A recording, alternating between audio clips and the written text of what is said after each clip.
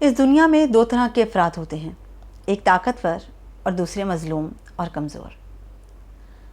ہمارے ساتھ جب بھی کوئی ظلم، کوئی زیادتی، کوئی ناانصافی ہوتی ہے تو ہم اس کے پیچھے ایک جنس کو ڈھونڈنے لگتے ہیں اور اس کو کسی خاص جنس سے منسوب کر دیتے ہیں، جبکہ ایسا نہیں ہے۔ یہ تمام تر ناانصافیاں، زیادتیاں اور برائیاں وہ انسان کرتا ہے جو یہ کرنے کا حق رکھتا ہے، یعنی کہ طاقتور طبقہ۔ کچھ عرصہ پہلے اسی موضوع پر ایک تحریر لکھی تھی۔ آج سوچا کہ اپنے پڑھنے والوں، اپنے سننے والوں کے لیے یہ تحریر آپ سب کے لیے پیش کی جائے۔ یکساں سلوک مضبوط معاشرے کی ضرورت ہے۔ بات تب شروع ہوئی جب ایک دوست نے اس سمت اشارہ کیا جہاں خواتین کو ہراساں کیا جاتا ہے ویسے ہی مرد حضرات کو بھی کیا جاتا ہے، لیکن وہ اس کا اظہار نہیں کر پاتے۔ یاد آیا کہ کالج میں ایک فیمیل ٹیچر کے خلاف ہم تمام لڑکیوں نے احتجاج کیا۔ ہمارا کہنا تھا کہ وہ ظالم ہونے کی حد تک سخت مزاج ہیں، وہ ہم پر ہاتھ تک اٹھانے سے باز نہیں آتی۔ وہی ٹیچر لڑکوں کو بھی پڑھاتی تھیں، لیکن وہاں سے کوئی کمپلین نہ آئی۔ بعد میں خبر ہوئی کہ لڑکوں کے ساتھ ان کا سلوک ہماری نسبت زیادہ خراب تھا۔ وہاں تو بات تشدد تک پہنچ چکی تھی، لیکن بتاتا کون اور کیسے؟ کوئی یقین نہ کرتا، یہ سوچ کر بتایا ہی نہیں گیا۔ بی اے میں جرنلزم کا پیپر دینے جب ایگزامینیشن ہال پہنچی تو دیکھا وہاں 70 کے قریب لڑکیاں ہیں اور 2 لڑکے بیٹھے ہیں۔ یہ تو نہیں معلوم کہ کس گناہ کی سزا میں ان کے ساتھ ایسا سلوک کیا گیا تھا، لیکن یہ ضرور معلوم ہے کہ ان سب کے ساتھ اس دن ہم نے وہی سلوک کیا جو 70 لڑکے کلاس میں بیٹھے ہوتے اور 2 لڑکیوں کے ساتھ کرتے، یعنی انہیں ہر طرح سے بھرپور تنگ کیا۔ شادی کے 1 سال بعد پتہ چلا کہ سسر کو پروسٹیٹ کینسر ہے۔ کچھ معلومات حاصل کرنے کی غرض سے انٹرنیٹ پر سرچ کیا تو پتہ چلا کہ ایشیا میں 10 میں سے 1 مرد کو اس مرض میں مبتلا دیکھا۔ پتہ چلا کہ ہر ایشین مرد کا پروسٹیٹ 50 سال کی عمر کے بعد بڑھنا شروع ہوتا ہے، اور اگر اس کا علاج پر وقت نہ کیا جائے تو 90% چانسز ہیں کہ یہ پروسٹیٹ کینسر میں تبدیل ہو جاتا ہے۔ لیکن اس بارے میں ہم میں سے صرف وہی افراد جانتے ہیں جن کا کوئی اپنا اس بیماری میں مبتلا ہو۔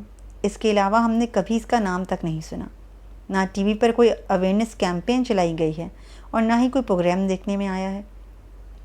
مرد حضرات کی ہمت کی داد دیجیے، جو بے خوف ہو کر پنک ربن تو اپنے کپڑوں کی زینت بنا لیتے ہیں، لیکن یہ نہیں کہہ پاتے کہ بھائی ہم بھی مر رہے ہیں، ہمیں بھی جان لیوا بیماریاں ہیں، یا ہم بھی آگاہی حاصل کرنے کے حقدار ہیں۔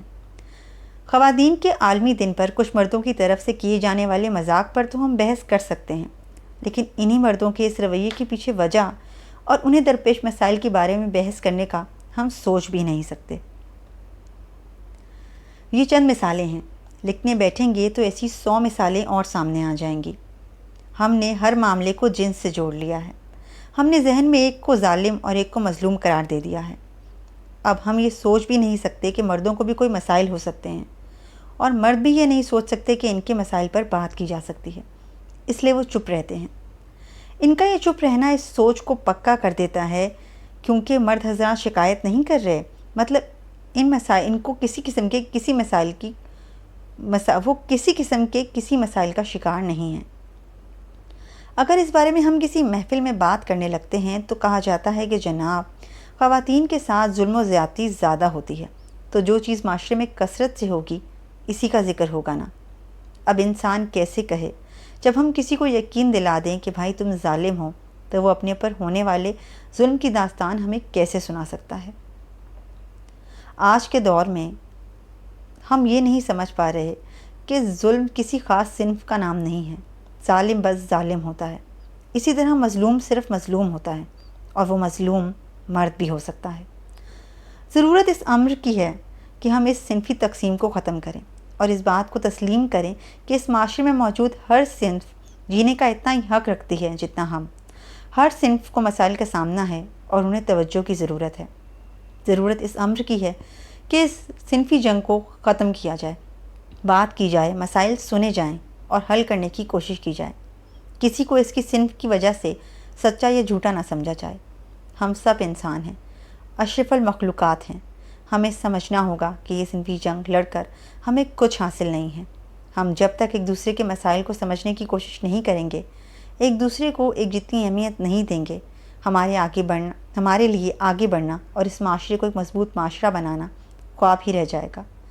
مرد و زن دونوں کو ہی سمجھنا ہوگا کہ مسائل کا سامنا ہے اور دونوں کو ہے، اور صرف ایک پر بات کرنا دوسرے کے ساتھ زیادتی ہے۔ دونوں کو سنگین مسائل کا سامنا ہے اور دونوں ہی حل کے لیے جد و جہد کرتے ہیں۔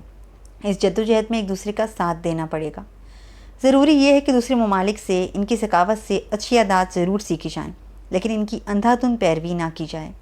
اپنی روایات، اپنی ثقافت اور اپنی الگ پہچان بنائی جائے اور اسی کی پیروی کی جائے۔